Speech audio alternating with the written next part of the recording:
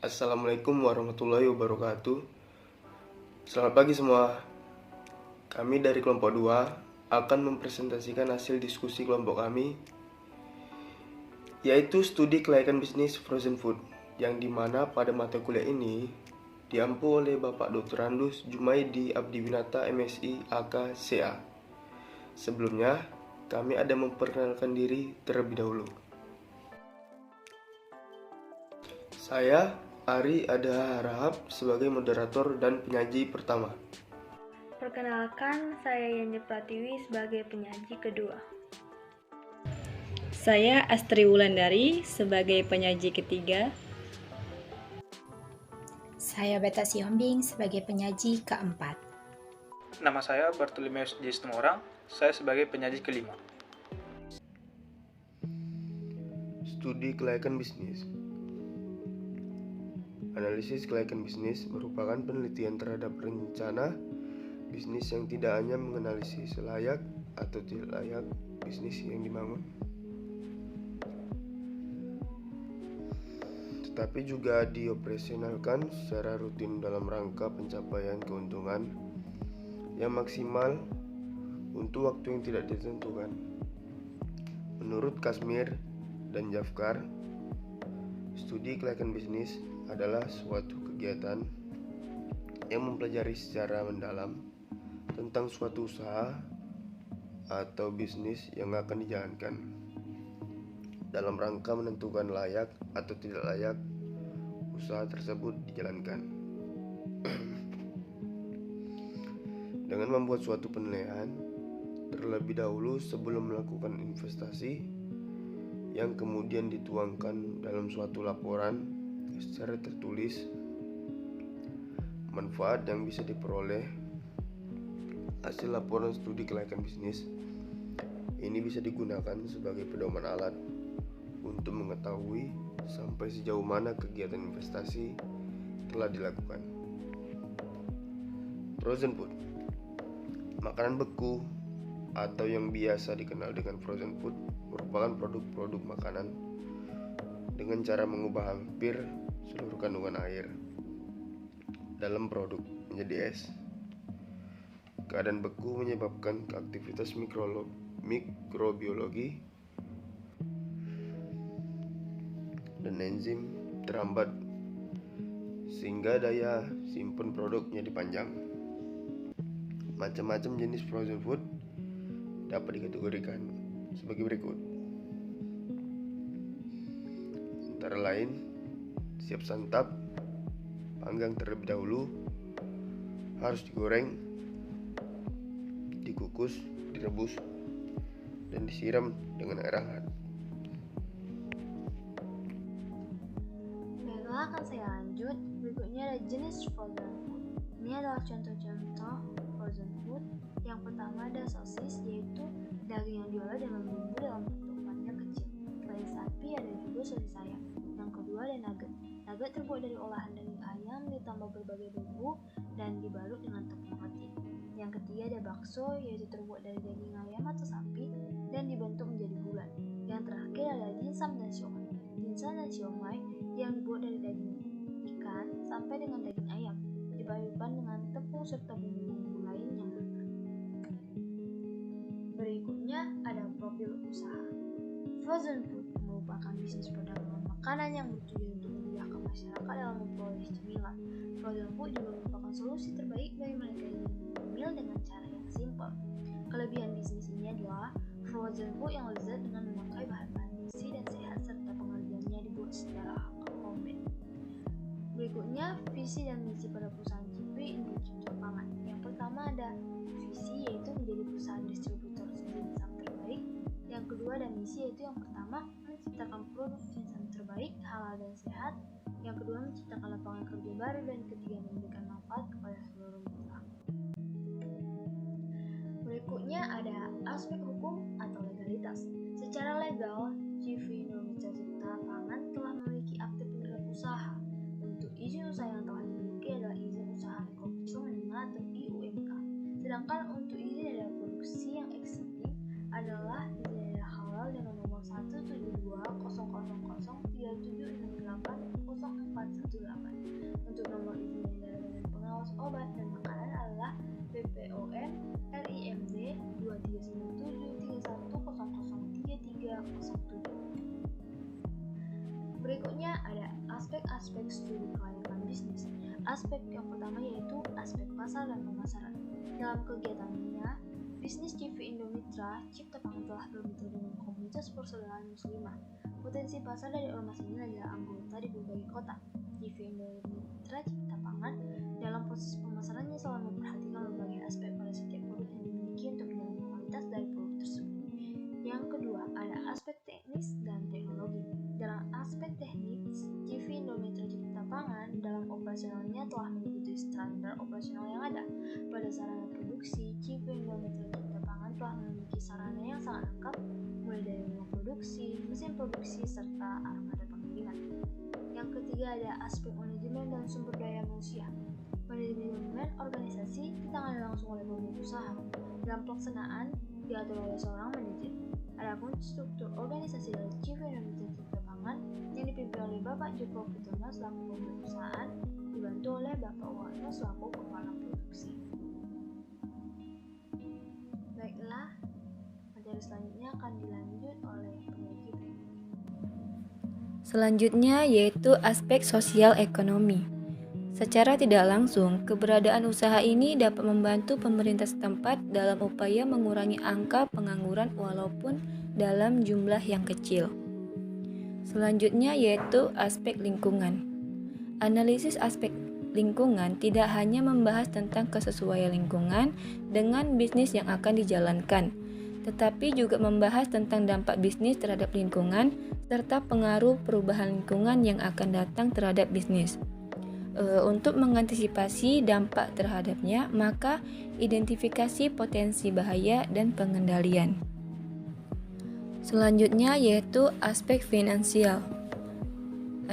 Untuk uraian sumber pendanaannya, yang pertama yaitu ada modal dengan jumlah Rp220.365.000, pinjamannya 0 dan jumlahnya sebesar Rp220.365.000. Selanjutnya ada analisis kebutuhan investasi awal. Di sini terdiri dari 4 kolom. Yang pertama yaitu ada kolom item, kolom jumlah, harga satuan, dan nilai. Yang pertama yaitu ada izin edar dengan jumlah 2, harga satuan 7.500.000, nilainya sebesar 15 juta. Ruang fraud jumlahnya 60, harga satuannya 1.250.000, nilainya 75 juta. Mesin giling jumlahnya 1, harga satuannya 4.200.000, untuk nilainya 4.200.000. Mixer besar jumlahnya 1, harga satuannya 13 juta, nilainya sebesar 13 juta. Untuk kompor jumlahnya 1, harga satuannya 400.000, nilainya 400.000. Steamer jumlahnya 2, harga satuannya 600.000, untuk nilainya 1.200.000. Meja stainless jumlahnya 2, harga satuannya 2.500.000, nilainya 7.500.000.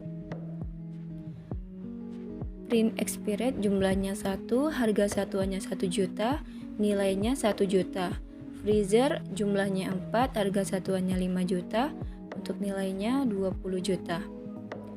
Rak bumbu jumlahnya 1, harga satuannya 1.500.000, nilainya 1.500.000. Timbangan digital kecil jumlahnya 3, harga satuannya 250.000, nilainya 750.000. Timbangan digital besar jumlahnya 1, harga satuan 1 juta, untuk nilainya 1 juta. Selanjutnya ada alat jumlahnya 1, harga satuannya 1.500.000, untuk nilainya 1.500.000. Tabung gas jumlahnya 5, harga satuannya 150.000, nilainya 750.000. Troli pendinginan jumlahnya 1, harga satuan 2 juta rupiah, untuk nilainya 2 juta rupiah. Keranjang jumlahnya 12, harga satuannya 100.000, nilainya 1.200.000. Meja pencuci jumlahnya 1, harga satuannya 2.500.000, untuk nilainya 2.500.000.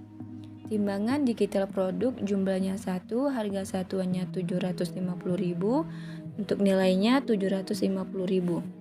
Penjepit jumlahnya 3, harga satuannya 15.000, nilainya 45.000. Baskom stainless jumlahnya 6, harga satuannya 150.000, nilainya 900.000.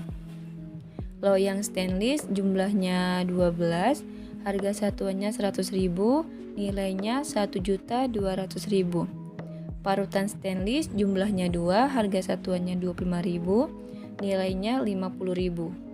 Kipas angin blower jumlahnya 1, harga satuannya 2 juta, nilainya 2 juta.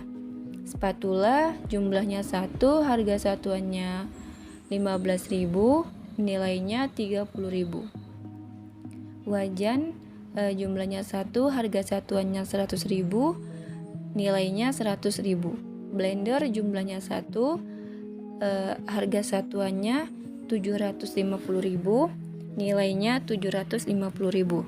Perlengkapan kebersihan jumlahnya 1, harga satuannya 250.000, nilainya 250.000. Maka total keseluruhannya itu sebesar Rp154.575.000. Selanjutnya ada rincian biaya operasional dan modal kerja. Terdiri dari 5 kolom. Yang pertama ada kolom item, frekuensi, kuantiti, harga, dan nilai. Yang pertama yaitu tenaga kerja, frekuensi 6, kuantiti 3, harga 1.500.000 dan nilainya 27 juta. Telepon dan internet, frekuensinya 6, kuantitinya 1, harga 750.000, nilainya 4.500.000. Listrik, frekuensinya 6, kuantitinya 1, harganya 750.000, nilainya 4.500.000. Air, frekuensi 6, kuantitinya 1, harganya 300.000, nilainya 1.800.000. Biaya bahan baku, frekuensinya 3, kuantitinya 1, harganya 5.750.000, nilainya 17.250.000. Biaya packing, frekuensinya 6, kuantitinya 1, harganya 340 dengan nilainya 2.040.000. Biaya pengiriman, frekuensinya 3, kuantitinya 1, harganya 1 juta, nilainya 3 juta. Biaya marketing, frekuensinya 3, kuantitinya 1, harganya 1 juta, dan nilainya 3 juta. Biaya overhead, frekuensinya 3, kuantitinya 1, harganya 900.000, nilainya 2.700.000. Maka total keseluruhannya itu sebesar Rp65.790.000. Selanjutnya, perhitungan cash flow. Pada tahun pertama, terjadi penjualan sebesar 6.000 dengan harga 30.000, sehingga cash flow-nya itu 180 juta yang didapat dari 6.000 pack dikali harganya 30.000. Tahun kedua 7.200, berarti semakin meningkat penjualan dengan harga 30.000 sehingga cash flow-nya 216 juta. Tahun ketiga 8.640 dikali 30.000, hasilnya 259.200.000. Tahun keempat 10.368 dikali 30.000, hasilnya 311.040.000. Tahun kelima 12.442 dikali 30.000, harganya hasilnya 373.240.000. Jadi kita akan menghitung payback period atau PP. Di investasi awal ataupun dana awal mereka kan 220.365.000 ini modal. Lalu di cash flow tahun pertama itu ada 180 juta. Jadi antara investasi awal dengan cash flow yang didapat pada tahun pertama itu diselisihkan hasilnya 40.365.000. Lalu cash flow tahun kedua kita lihat 216 juta, sehingga 40.365.000 dibagi dengan cash flow tahun kedua 216 juta, hasilnya 0,187. Lalu 0,187 ini dibagi 12 bulan dalam satu tahun, dibagi 12 hasilnya 0,02 ini dibulatkan. Yang ini dikali 30 hari hasilnya 7. Jadi nilai payback periodnya adalah 1 tahun karena membutuhkan cash flow untuk tahun pertama 1 tahun dan sisanya 40 jutaan sekian ini, yaitu 2 bulan 7 hari. Inilah pengembalian atas biaya investasi agar sama dengan initial cash flow, yaitu 1 tahun 2 bulan 7 hari. Selanjutnya perhitungan net present value. Periode tahun pertama itu total kas bersih dari cash flow-nya 180 juta. Di sini menggunakan discount factor 6%. Dari tabel itu kita bisa melihat ini nilai-nilai tersebut dari tabel discount factor 6%. Jadi tahun pertama 180 juta dikali 0,9434 itu hasilnya 169.811.321 rupiah. Tahun kedua 216 juta dikalikan ke diskon faktor 6% 0,8900, hasilnya itu 192.239.231 rupiah. Begitu sampai ke tahun kelima, total present value-nya itu 1.104.965.301 rupiah. Dan kita tahu investasi atau modal awalnya itu 220.365.000. Selisih antara total present value dengan investasi atau modalnya adalah 884.600.301 rupiah. Inilah net present value. Berdasarkan perhitungan di samping, didapatkan hasil nilai net present value pada diskon faktor 6%, nilai net present value sebesar 884.600.301 rupiah, atau dengan kata lain memiliki nilai positif. Maka bisnis ini layak dijalankan karena nilai net present value bernilai positif atau net present value lebih besar dari 0. Selanjutnya, perhitungan internal rate of return atau IRR. Yang ini yang pertama periode tahun pertama, tahun kedua, tahun 3 sampai tahun kelima. Selanjutnya kas bersih dalam ribuan. Lalu P1 yang 6% dan P2 12%. Nah, periode tahun pertama itu kan kas bersihnya atau dari cash flow itu 180 juta. Nah, diskon faktor dari 6% itu 0,943, 0,89 sampai 0,74. Lalu present value kas bersihnya dalam ribuan, tahun pertama kas bersihnya itu dikali dengan diskon present value yang 6%, 0,943, hasilnya 169.811. Tahun kedua juga begitu, kas bersihnya 216.000 dikali 0,89, ini tuh DF 6%, hasilnya 192.239. Begitu sampai tahun ke-5. Lalu di sini tuh kita menggunakan DF 2%. Nah, 0,89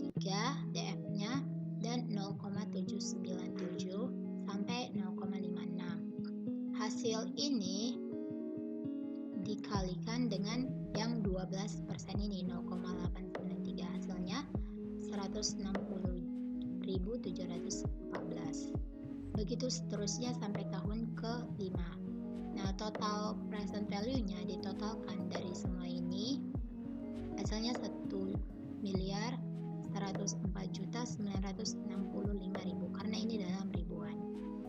Lalu ini dijumlahkan juga seluruhnya, hasilnya 926.864.000. Kita tahu investasi di awalnya itu 220.365.000. Begitu juga dengan ini 220.365.000. Nah, net present value-nya itu selisih antara total present value dikurang investasi. Hasilnya untuk yang 6% 884.600.000.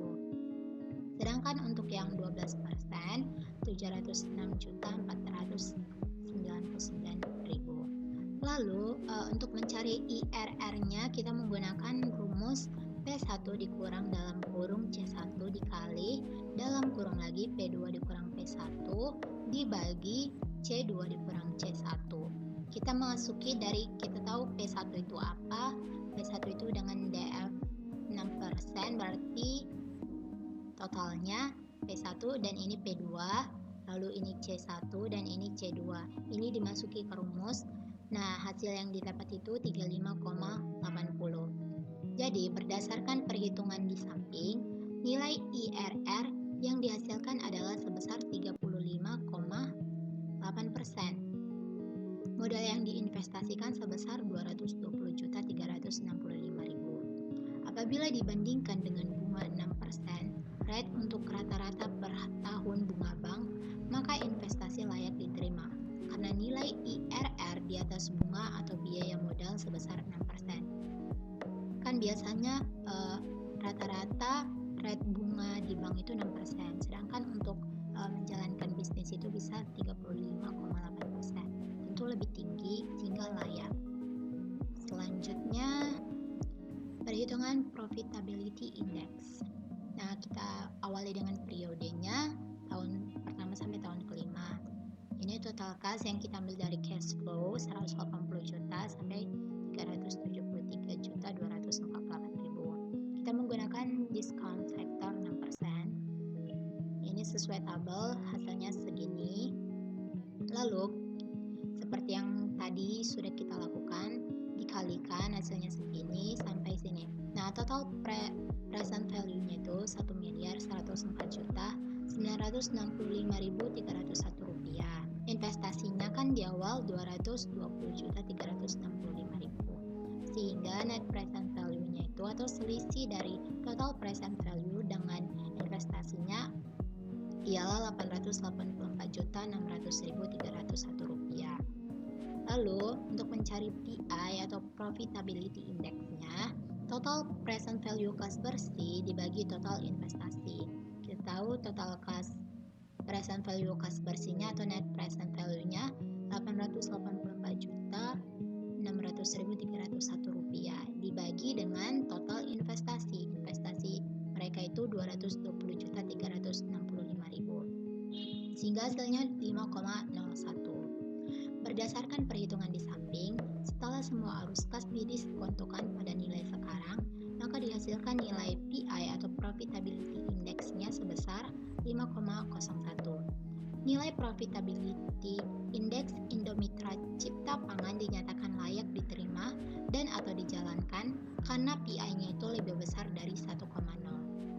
Baik, untuk selanjutnya akan dilanjutkan oleh rekan kelompok saya yang bernama Bartolomeus. Terima kasih. Selanjutnya yaitu perhitungan break even point atau disingkat BEP. Pada tabel ini telah tercantum perhitungan BEP pada periode tahun pertama sampai tahun kelima, mana itemnya itu biaya variabel yang mencakup biaya bahan baku, biaya packaging, biaya pengiriman, biaya marketing, dan biaya overhead. Telah tercantum sampai tahun pertama sampai tahun kelima, sehingga didapatkan biaya variabel per unitnya setiap tahunnya sebanyak 16.000, dan dilanjut dengan biaya tetap yang mencakup tenaga kerja, telepon dan internet, listrik, air, dan biaya penyusutan, sehingga didapatkan harga per unit setiap biaya tetapnya dari tahun pertama sampai tahun kelima sebanyak 30.000. Dari data tersebut didapatkan BEP unitnya pada tahun pertama sampai tahun ketiga sebanyak 7.000 dan tahun keempat dan kelima sebanyak 8.000. Dan BEP rupiahnya dapat pada tahun pertama sebanyak 209.411.000 sekian. Tahun kedua 213.777.000 sekian. Tahun ketiga 222.589.000 sekian. Tahun keempat 231.840.000 sekian. Dan tahun kelima 241.555.000 sekian. Berdasarkan perhitungan tabel tersebut, maka pada tahun kedua bisnis dapat membiayai biaya operasionalnya dengan BEP unitnya sebesar 7.126 dan BEP rupiah sebesar 213.777.750 rupiah. Next. Kesimpulan yang dapat diambil dari hasil penelitian tersebut yaitu analisis kelayakan pengembangan bisnis menunjukkan secara finansial maupun non-finansial CV Indomitra Cipta Pangan telah memenuhi kelayakan dalam hal yang pertama dari segi aspek pasar dan pemasaran, yaitu telah memiliki mitra dengan jaringan luas yaitu komunitas persaudaraan muslimah dan perusahaan supplier hotel dan resto yang telah memiliki permintaan rutin. Yang kedua, dari segi aspek legal atau hukum, yaitu usaha telah memenuhi ketentuan yang berlaku baik terkait dengan legalitas perusahaan dan izin edar produk.